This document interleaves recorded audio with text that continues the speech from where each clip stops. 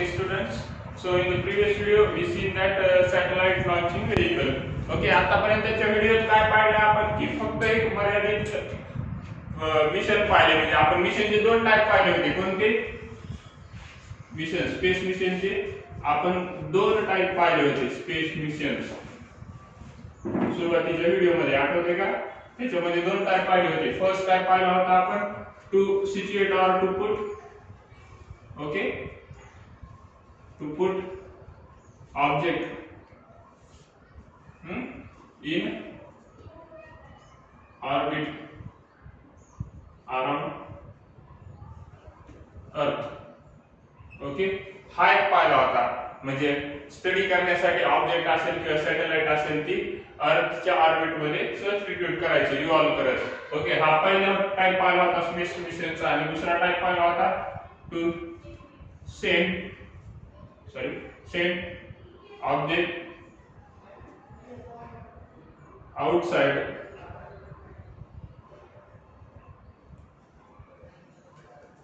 in the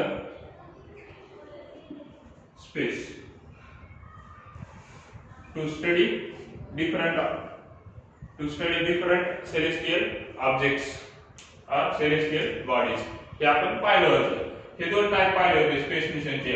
आता आठवत असेल तर पहिल्या व्हिडिओमध्ये हेच दोन टाइप पाहिले होते, दुसरे नाही. तर पहिला टाइप आपला झालेला आहे. पहिल्या टाइप मध्ये काय होतं की ऑर्बिट मध्ये सबस्टिट्यूट करायचं. आपण पाहिलं की सॅटेलाइट, आर्टिफिशियल सॅटेलाइट कशा प्रकारे सबस्टिट्यूट केल्या जातात ऑर्बिट मध्ये. मून तर नॅचरल सॅटेलाइट आहेच, पण आपल्याला स्पेस मिशन पाहायच्या होत्या. म्हणजे माणसानं क्रिएट केलेल्या ज्या काही इन्व्हेन्शन आहेत स्पेस संदर्भाच्या किंवा वेगवेगळ्या मिशन्स ज्या परफॉर्म केलेल्या त्या पाहायच्यात आपल्याला, ना की नेचरच्या संदर्भात आपल्याला इथं पाहायचे. तर आपल्याला फक्त ह्युमन्स जे इन्व्हेन्शन आहेत ते स्टडी करायचं होतं. मग त्यामध्ये दोन टाइप आल्या स्पेस मिशनच्या, की जे ऑर्बिट मध्ये आणि ऑर्बिटच्या बाहेर, अर्थच्या बाहेर पलीकडे स्पेस मध्ये.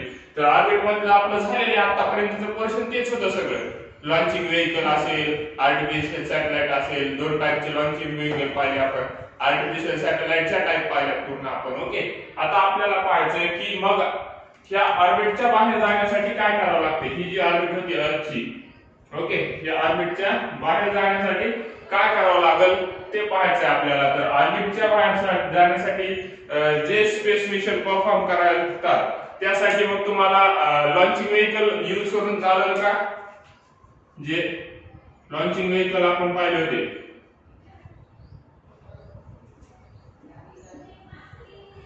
ओके, कोणते दोन पाहिले होते? PSLV आणि GSLV. हे दोन्ही यूज करून चालेल का? नाही. हे दोन्ही मर्यादित हाईट पर्यंत जाऊ शकतात. म्हणजे अर्थच्या ग्रॅव्हिटीच्या लिमिट पर्यंतच हे जाऊ शकतात, त्या ऑर्बिट पर्यंत. त्याच्यावर हे जाणार पण नाहीत. ओके, त्याच्यावर हे जाणारही नाही. तर मग आता काय, कोणतं यूज करायचं? तर आपण याच्यातच हा पॉइंट मध्ये लॉन्चिंग व्हेइकल मध्येच एक नाव पाहिलं होतं, स्पेस शटल. स्पेस शटल नावाचा एक पॉइंट पाहिला होता. त्यामध्ये तुम्हाला स्पेस शटलची मी डायग्राम ही काढून दाखवली होती. स्पेस शटलची डायग्राम कशा पद्धतीने काढली होती? ओके, हे असं काहीतरी आठवते का? आता माझी एवढी चित्रकला छान नाही बघा, त्याच्यामुळं अशीच काहीतरी होती बहुतेक ती डायग्राम, जर तुम्हाला आठवत असेल. आणि हा इथला पोर्शन विंगचा.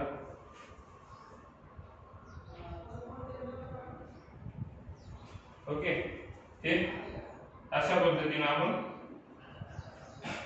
ही डायग्राम पाहिली होती. आणि इकडच्या साईडला एक एक्स्ट्रा त्याची दोन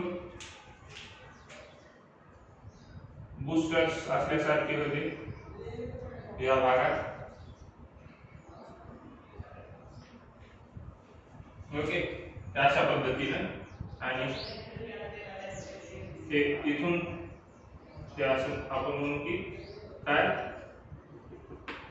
हीट आणि गॅस बाहेर एक्सप्लोर होतो या ठिकाणाहून. या ठिकाणाहून अशा पद्धतीने हीट आणि गॅस अशा पद्धतीने असे काहीतरी कन्स्ट्रक्शन असते त्याचं या ठिकाणावर. तर इथून हीट आणि गॅस पूर्णपणे असा ते इमिट करतं किंवा एक फ्लोड करतं, जेणेकरून आपल्याला काय करता येते, हे हा जो पोर्शन आहे ब्लू कलर दाखवलेला, हा स्पेस शटल, हा फ्युएल टँक. ओके, हा जो आहे तो फ्युएल टँक. या स्पेस शटल मध्ये ह्या स्पेस शटलच्या यूज ने, ह्या स्पेस शटलचा यूज करून काय केलं जातं, हे सॅटेलाइट वरती सेंड केलं जातं.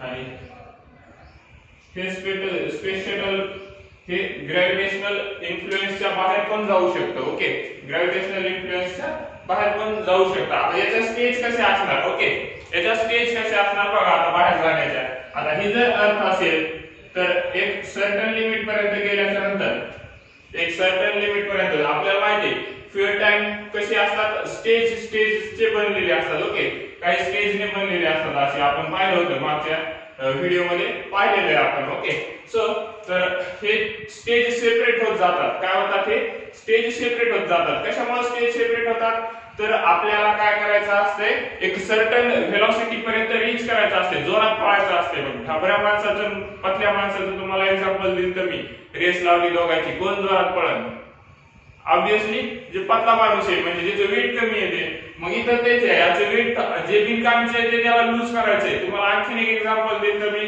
तुम्ही गावाला कुठेतरी दूर चालला, पिशवी घेऊन चालला, खाण्याचे पदार्थ, सफरचंद असेल, बनानाज असतील का, एक्सेट्रा एक्सेट्रा, काही पण, तुमची पुरणपोळी म्हणा, तुमची साधी पोळी म्हणा, तुमच्या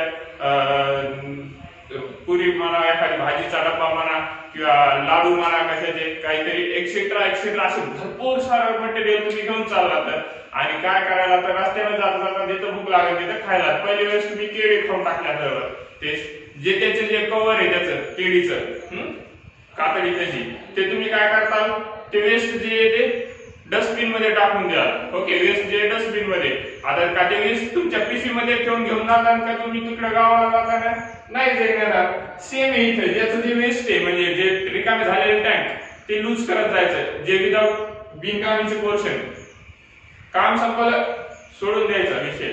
कामापुरता मामा ताकापुरती आजी, अशा म्हणी ऐकलेल्या आहेत मराठीमध्ये. तेच इथं पण आहे, कामापुरता मामा ताकापुरती आजी करायची याला पण. मग असं करत करत एक हाईट पर्यंत गेल्यावर त्याला एक सर्टन व्हेलॉसिटी येते, आणि ती व्हेलॉसिटी किती लागते आपण ग्रॅव्हिटेशन चॅप्टर मध्ये पाहिलं होतं, अर्थच्या ग्रॅव्हिटीच्या बाहेर जायला.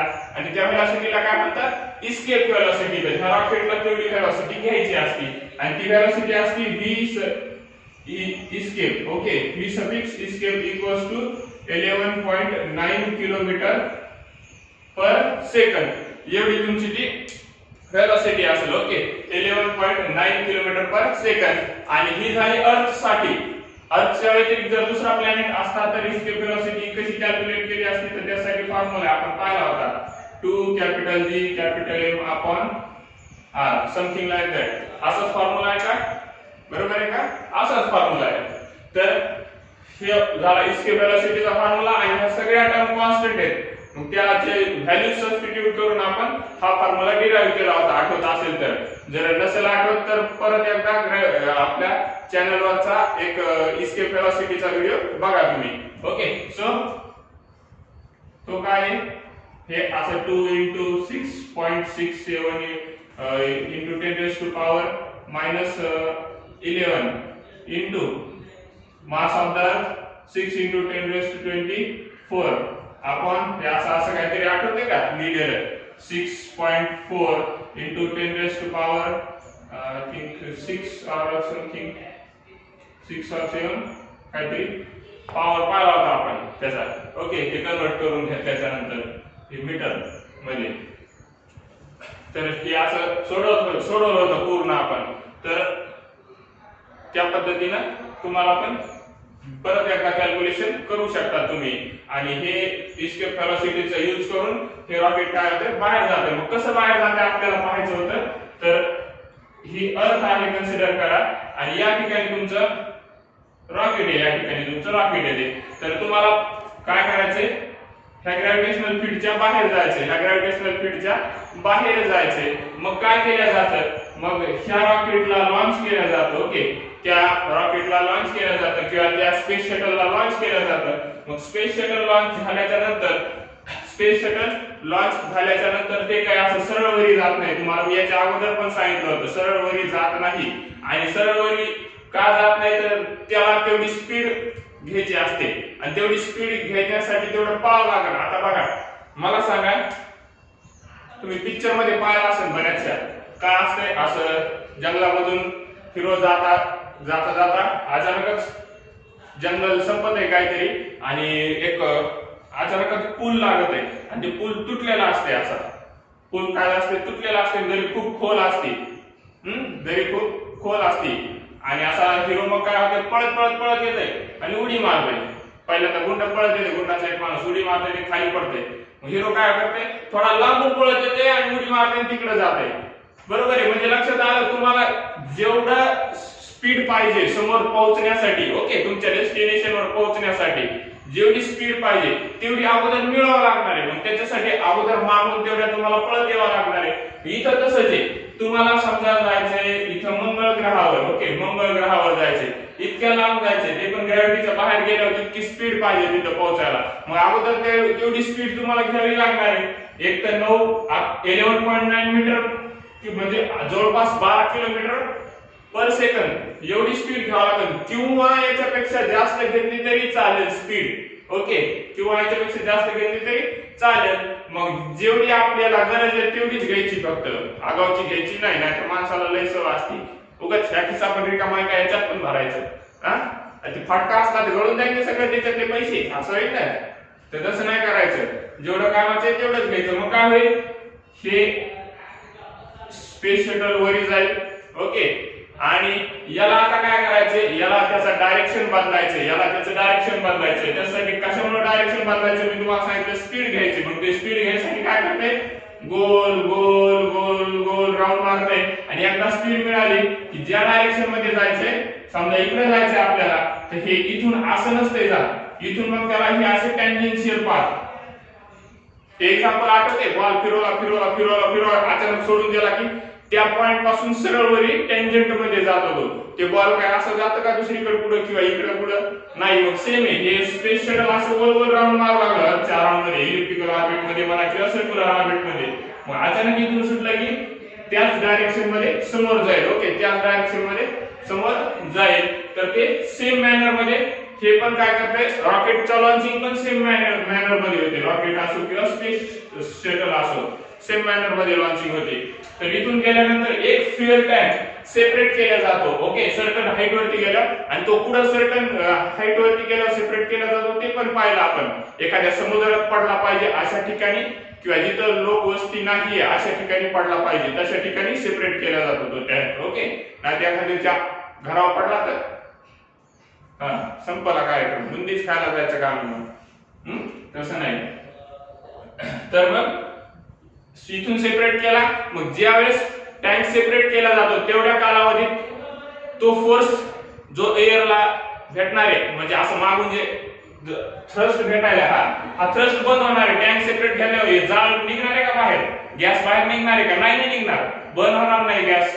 मग गॅस बाहेर नाही निघणार, मग त्यावेळेस ढकलणार नाही. मग तेवढ्या वेळेस स्पेस शटल असं पडल्यासारखं होईल बघा, ओके. काही अँगल झुकन आणि तेवढ्याच टाइम मध्ये दुसरं लगेच काय होईल, लगेच हे इंजिन पडलं खाली की दुसरं टँक त्याला कनेक्ट झालेला असेल तेवढ्या टायमिंग मध्ये आणि ते बंद व्हायला सुरुवात होईल की मग लगेच ह्या अँगल मध्ये स्पेस शटल समोर जाईल. म्हणजे आलं लक्षात, इथं काय झाला, इथं आल्यावर अँगल थोडासा चेंज झाला. ह्या अँगल मध्ये थोडं समोर गेलं की पुन्हा इथं काय झाला, एक टँक बदलला, पुन्हा अँगल चेंज झाला, दुसरा टँक बदलला, पुन्हा अँगल चेंज झाला. मग एकदा त्याला इलिप्टिकल ऑर्बिट मिळाली की हे अशा पद्धतीने हे ऑर्बिट वाढवत वाढवत वाढवत एका ग्रॅव्हिटीच्या एंडवर आलं की तसंच त्याच डायरेक्शन मध्ये समोर निघून जाते, त्याच डायरेक्शन मध्ये. हे काय एका जागेवर गोल गोल फिरायले का नाही, हे स्पायरल पाथ आहे बघा, हे बघा स्पायरल पाथ. हे असा सर्कल बघा वाढत वाढत चाललंय, हे वाढत वाढत वाढत वाढत एक स्पीड लिमिट मिळाली आपल्याला जेवढी पाहिजे तेवढी, की त्या पॉइंट पासून जे सुटत आहे की थांबत आहे मग डायरेक्ट त्या जागेवर गेल्यावर. कारण मला थांबवणार कोणी असते का, नाही. आणि तेवढ्या स्टडीज अगोदर केल्या जातात, ही काही एका दिवसाची हे नाही गोष्ट नाही. तुम्हाला जर हे व्यवस्थित आणखी समजून घ्यायचं असेल तर एक छान मूवी आहे, बिनकामीचे पिक्चर पाहत बसतात त्याच्यापेक्षा एखादी चांगले अभ्यासाचं मिळून असं काहीतरी पिक्चर पाहत जा. मी तुम्हाला एक सांगतो मूवी, नाही तर घरचे म्हणतात विरसमले पिक्चर पाहत जा. हा तर तुमचे 10वीचे पेपर झाल्यावर पहा वाटलं असतं तो मूवी, तुमच्या लक्षात येऊन जाईल की रॉकेट लॉन्चिंग कसं असतो. सर्वांना माहिती पण असेल मिशन मंगल असा मूवी आहे बघा. ओके, त्याच्यात छान प्रकारे तुम्हाला लक्षात येऊन जाईल की रॉकेट लॉन्चिंग कशा पद्धतीने केल्या जाते. हो, अक्षय कुमार सरांचा मूवी छान मूवी आहे बघा. तर त्यामध्ये इंडियाने जे मिशन मार्स केलं, मंगळ ग्रहावरती सोडलेलं जे काही स्पेस शटल आहे, ओके, त्याच्याबद्दल तुम्हाला माहिती मिळून जाईल त्या मूवी मध्ये. ओके, सो या ठिकाणी आपण काय करू, ह्या पॉइंटला थांबूया. कोणता पॉइंट की आपल्याला पाहायचं होतं की मग ह्या ऑर्बिटच्या बाहेर जाऊन कसे परफॉर्म करतात स्पेस मिशन. तर लक्षात आलं, त्यासाठी तुम्हाला व्हेलॉसिटी एवढी लागणार आहे 11.9 किलोमीटर पर सेकंद, आणि एवढ्या व्हेलॉसिटीने मग तुम्ही त्या ऑर्बिटच्या बाहेर जाऊ शकता. याच्यापेक्षा कमी व्हेलॉसिटी मिळाली तर जाऊ शकतात का? नाही, तुम्ही एका सर्टन ऑर्बिटच्या लिमिट पर्यंत जाऊ शकतात. मग ती क्रिटिकल व्हेलॉसिटी मिळवावं लागेल तुम्हाला. ती आपण पाहिलं होतं ऑर्बिट मध्ये, ही क्रिटिकल व्हेलॉसिटी. ऑर्बिट मध्ये जर ऑब्जेक्ट फिरत असेल तर ही सफिक्स त्याला तुम्ही क्रिटिकल व्हेलॉसिटी म्हणता, सॅटेलाइटची व्हेलॉसिटी. ओके, तो ती व्हेलॉसिटी नाही पाहिजे आपल्याला. कोणती पाहिजे? एस्केप व्हेलॉसिटी पाहिजे, म्हणजे पळून जायचं, जेलचं उदाहरण. तर हा पॉइंट थांबूया, पुढचा पॉइंट पाहूया आपण. Okay, so let's go toward the moon mission. Okay, आपण पाहिलं की जर ऑर्बिटच्या बाहेर जर जायचं असेल तर त्यासाठी पण मिशन परफॉर्म केल्या जातात, आणि त्यासाठी स्पेसक्राफ्टची व्हेलॉसिटी किती पाहिजे? 11.9 किलोमीटर पर सेकंद. तर आता सर्वात जवळचा सेलेस्टियल ऑब्जेक्ट कोणता आहे अर्थच्या? नॅचरल सेलेस्टियल बॉडी कोणती आहे? तर ती आहे मून. Okay, moon. तर त्या मून पासून अर्थ पर्यंत येण्यासाठी लाईटला किती वेळ लागतो? तर फक्त 1 सेकंद. माहिती असेल, कुठेतरी वाचलं असेल तुम्ही आतापर्यंत, लाईटला येण्यासाठी फक्त 1 सेकंद लागतो. मग आपल्याला एवढ्या स्पीडनं जाणं शक्य आहे का? नाही, लाईटच्या स्पीडनं जाणं शक्य नाही. आपल्याला जर 1 सेकंदात जायचं असेल तर लाईटच्या स्पीडनं जावं लागेल, आणि तेवढं शक्य नाही. तर आतापर्यंत सर्वात फास्ट मून पर्यंत गेलेला रॉकेट जे आहे त्याचा टायमिंग आहे 8 तास आणि 36 मिनिट.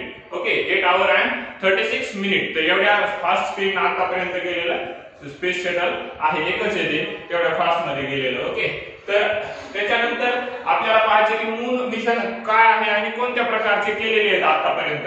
तर मून मिशन म्हणजे काय? तर जवळ आपल्या आताच पाहिलं सर्वात जवळचा सेलेस्टियल ऑब्जेक्ट मून आहे, तर त्यावरती डिस्कव्हरीसाठी जे स्पेस क्राफ्ट वेगवेगळ्या सॅटेलाइट्स आणि एक्सेट्रा सेंड केल्या जातात, तर त्याला आपण मून मिशन म्हणतो. तर सर्वात पहिला जे सोलार सिस्टीम मधला म्हणजे आपण जे म्हणालो आउटसाइडचं मिशन, सर्वात पहिलं झालेलं मिशन म्हणजे ते आहे मून मिशन. म्हणजे पहिल्यांदा आपण चंद्राचा अभ्यास करायला सुरुवात केली. आपण बाहेरच्या ग्रहावरती गेलो नाही सर्वात पहिले, डायरेक्ट मंगळ ग्रहावर गेलो नाही किंवा डायरेक्टच दुसऱ्या एखाद्या शुक्र ग्रहावर कशावर सोडलं नाही काही यान. आपण सर्वात पहिले यान कशावर सोडलेले येतं? तर ते सोडलेले येतं चंद्रावरती. चंद्र आहे साक्षीला आम्ही केले तर वेगवेगळे मून मिशन. तर पहिला मून मिशन कोणत्या सेलेस्टियल ऑब्जेक्ट वरती झाला? मून वरती झाला. हा पॉइंट लक्षात ठेवा. First space mission in the solar system, पहिला स्पेस मिशन झालेला सोलार सिस्टीम मधला. त्याच्यानंतर मग जे पहिला स्पेस मिशन झाला ते कोणी मिळून केला? तर ते वेगवेगळ्या कंट्रीजने मिळून केला. कोणा एका कंट्रीचं नव्हतं त्यामध्ये परफेक्ट डोनेशन. ओके, त्यामध्ये सर्व कंट्रीचाच हातभार होता, प्रत्येकाचं काही ना काहीतरी काम होतं. तर USA, Soviet union, European countries ज्या वेगवेगळ्या छोट्या मोठ्या, नंतर चायना, इंडिया आणि जपान यासारख्या कंट्रीज, या सर्व कंट्रीज ज्या आहेत यांच्या एकत्रित सहकार्याने पहिला स्पेस मिशन झालं, मून मिशन. ओके, सो त्याच्यानंतर जे स्पेस क्राफ्ट सोडण्यात आलं ते सोव्हिएत युनियन कडून सोडण्यात आलं. तर त्याचं लुना सिरीजचं स्पेस क्राफ्ट होतं या मिशन मध्ये सोडण्यात आलेलं लुना सिरीज. ओके, लुना म्हणजे एक सिरीज असते बघा, चंद्रयान 1, चंद्रयान 2 ऐकलं असेल तुम्ही. 2 फेल झालं, 3 सक्सेसफुल झालं. ओके, तर ते एक सिरीज एक नाव दिल्या जातं आणि त्याच्यासारखं दुसरं एखादं स्पेसक्राफ्ट जर सोडला असेल तर त्याला त्याच नावानं 1 नंबर 2 नंबर पिक्चर आगले असते ना, क्रिस फर्स्ट क्रिस सेकंड धूम 1 धूम 2 धूम 3 तसं.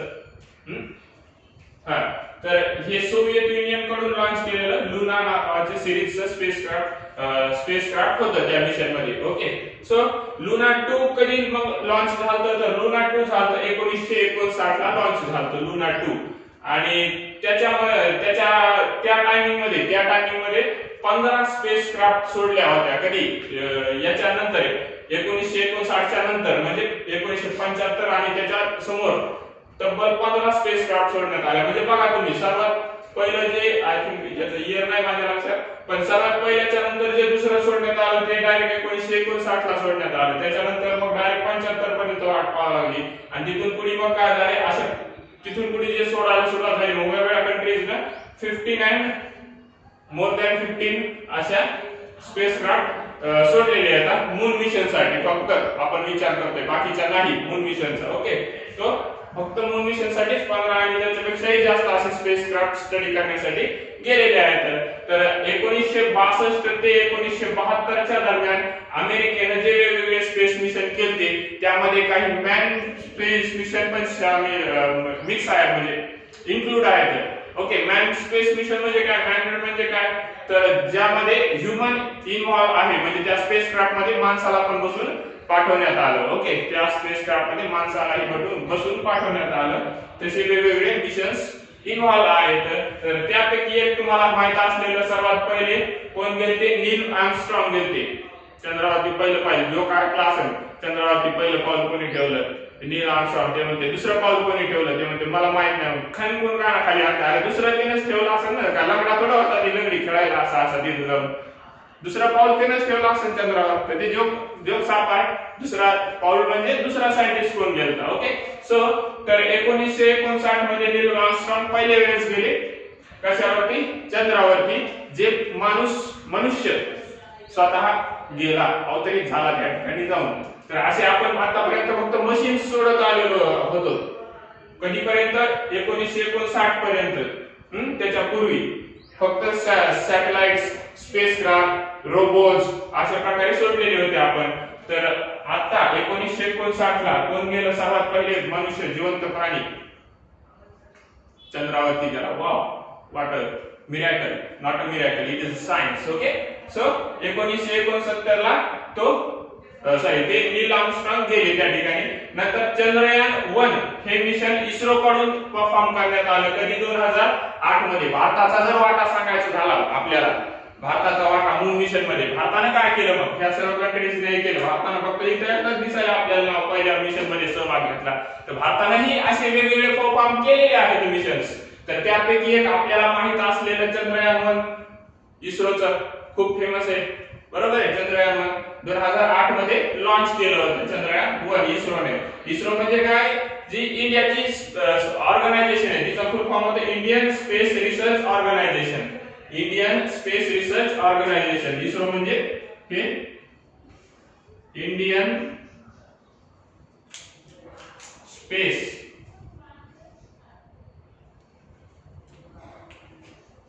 रिसर्च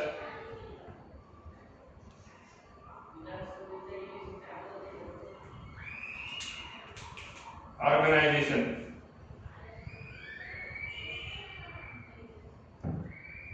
ओके, ऑर्गनायझेशन म्हणजे ISRO, Indian space research organisation, ISRO, ISRO.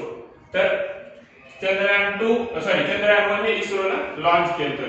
तर आता त्याच्यानंतर आणखी इंडियाचा महत्त्वाचा वाटा सांगायचा झाला तर मूनवरती झालेल्या ज्या वेगवेगळ्या डिस्कव्हरीज आहेत, त्यामध्ये वॉटर.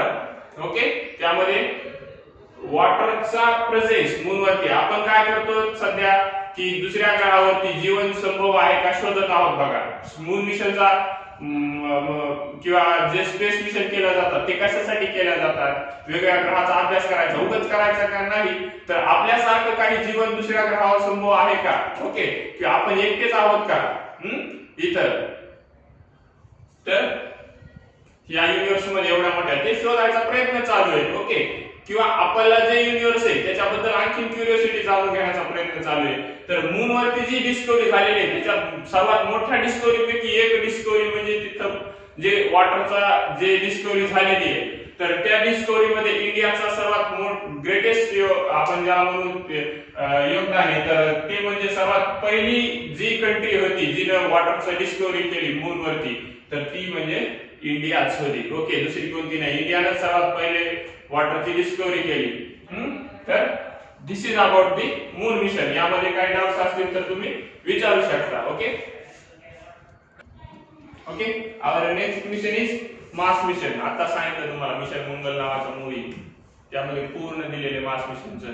तर त्यामध्ये जे डिटेल दिलेले आहेत त्या काही एकदम जशाच तशा नाही झाल्या, त्या पुरी भाजी मिशन आणि काय मिशन ते फक्त मूवीज मध्ये एक्स्ट्रा मटेरियल दाखवलं जातं आपल्याला समजण्यासाठी म्हणा किंवा छोट्या सिंपल अंडरस्टँडिंग साठी.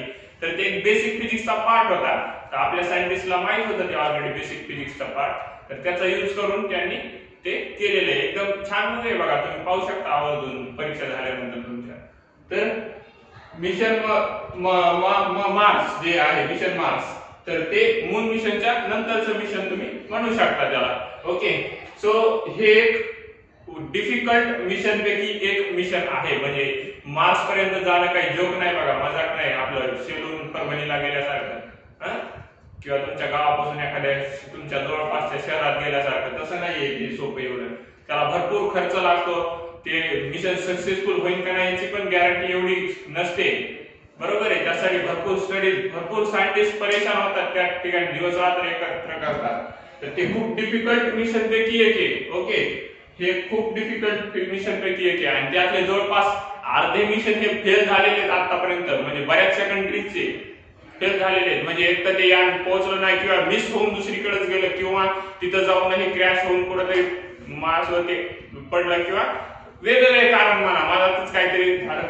तर असे भरपूर कारण आहेत त्याच्यामुळे अनसक्सेसफुल झालेले आहेत. मार्स पर्यंत जाणे खूप दूर डिस्टन्स आहे, जोक नाहीये मार्स पर्यंत जाणं म्हणजे. तर त्यापैकी आपण प्राऊड करायला पाहिजे की एवढ्या अवघड मिशनला इंडियानं फर्स्ट अटेम्प्ट मध्ये, असं नाही की भारत पहिल्यांदा गेलता, म्हणजे बाकी कंट्रीपेक्षा पहिल्यांदा तिथं पोहोचला. आपल्या आधी बऱ्याचशा कंट्री मार्स पर्यंत पोहोचल्या, पण त्यांना असे बरेचसे अनसक्सेसफुल मिशनचा सामना करावा लागला. ते म्हणतात नाही अपयश यशाची पहिली पायरी, डायरेक्ट भारताला यशच पहिली पायरी मिळाली, अपयश मिळालंच नाही. माहितीये का, मंगलयान जे मिशन आहे त्या मिशनला नाव मंगलयान दिलं. तर इस्रोनं जे परफॉर्म केलं मार्स मिशन, त्या मिशनला मंगलयान नाव दिलं. आपण प्राऊड फील करायला पाहिजे आपण ज्या कंट्रीत राहतो. तर त्या कंट्रीनं पहिल्या अटेम्प्ट मध्ये मार्स पर्यंत गेलं, जे आतापर्यंतचे डिफिकल्ट मिशन पैकी एक मानल्या जात आहे. ओके, तर त्याला आपण आपले जे प्राईम मिनिस्टर आहेत त्यांनी त्यांच्या स्पीच मध्ये सांगितलं पण होतं की दिल्लीपासून अहमदाबाद पर्यंत जायला जे रिक्षाचं भाडं लागतंय तुम्ही त्याच्यासोबत कम्पेअर करू शकता मार्स पर्यंत जायला. ओके, तर त्याच्यासोबत कम्पेअर करू शकता तुम्ही. कम्पॅरिझन केलं त्यांचं, तुम्ही जर प्राईम मिनिस्टरचं त्यावेळेस भाषण ऐकलं असेल तर त्यांनी सांगितलं होतं की तेवढ्या कमी खर्चात, ओके, ते एक एक्झाम्पल दिलं त्यांनी फक्त. तर तेवढ्या कमी खर्चात इंडियानं, जास्त बजेट नव्हतं इंडियाकडे त्यावेळेस मार्स मिशनसाठी, एवढ्या कमी खर्चामध्ये त्यांनी हे जे आपण ज्याला ऑलमोस्ट जे होऊ शकत नाही, पॉसिबल नाही, ती गोष्ट पॉसिबल करून दाखवली इंडियाने. एवढी प्राऊड कंट्री आहे आपली. ती कधी झालं मिशन नोव्हेंबर 2013 मध्ये झालेलं आहे. आणि त्या मिशनचं काम काय होतं तर सॅटेलाइट सिच्युएट करायची होती ऑर्बिट मध्ये. मंगल ग्रहाला ऑर्बिट मध्ये फिरताना सॅटेलाइट सिच्युएट करायची होती. दोन प्रकारच्या असतात ह्या पण आउटर स्पेसचे जे मिशन असतात त्या दोन प्रकारचे असतात. एक लँडर मिशन म्हणतात ज्याला की तो रोबो आहे म्हणा किंवा जी सॅटेलाइट आहे ती त्या प्लॅनेट वरती लँड केल्या जाते. आणि दुसरं एक प्रकारचं असतं की त्या प्लॅनेटच्या ऑर्बिट मध्ये रिव्हॉल्व केल्या जाते, दुसऱ्या प्लॅनेटच्या. ओके, नाही अर्थच्या नाही म्हणतोय मी. तर हे कोणतं ऑर्बिट मिशन होतं, ऑर्बिटल मिशन. तर हे ऑर्बिट मध्ये रिव्हॉल्व करायला सुरुवात कधी केली त्या स्पेसक्राफ्टनं किंवा त्या सॅटेलाइटनं 2013 ला नोव्हेंबर मध्ये निघालं आणि ऑर्बिट मध्ये रिव्हॉल्व करायला सुरुवात सप्टेंबर 2014 ला केली. तर त्या दिवशी आपला सर्वात आनंदाचा दिवस होता. 2014 सप्टेंबर सक्सेसफुल झाला आपलं मिशन. आणि ह्या स्पेस मिशनचं काम काय आहे तर सरफेसची स्टडी करायची मार्सच्या. तिथलं जे सरफेस आहे त्यामधले मेटल्स वगैरे किंवा त्यातलं मिनरल्स असतील किंवा त्यात लाईफचे काही पॉसिबिलिटीज आहेत का किंवा वेगवेगळे त्या सरफेस बद्दल जी काही डिटेल मिळेल ती ओके त्याची स्टडी करणं आणि तिथल्या ऍटमॉस्फिअरची स्टडी करणं, ह्या दोन स्टडीज साठी ते स्पेस मिशन होतं. So I hope you got both the points. So let us stop here, and if you have any doubt, answer me, sorry, comment me or message me, okay, or like the video, share the video, subscribe the channel, okay, bye bye.